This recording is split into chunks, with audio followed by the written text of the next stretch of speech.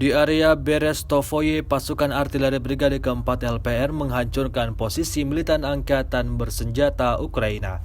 Rekamannya ramai beredar di media sosial Telegram pada Senin 5 Desember 2022. Sebelum melancarkan aksinya, prajurit Brigade keempat LPR melakukan pemantauan terlebih dahulu.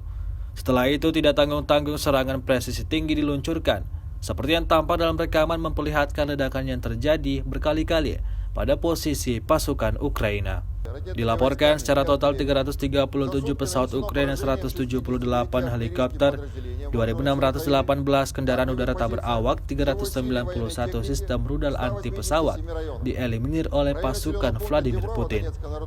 Sementara itu dari kubu Kiev, Kementerian Pertahanan Ukraina melaporkan 550 tentara Rusia dieliminir dalam 24 jam terakhir.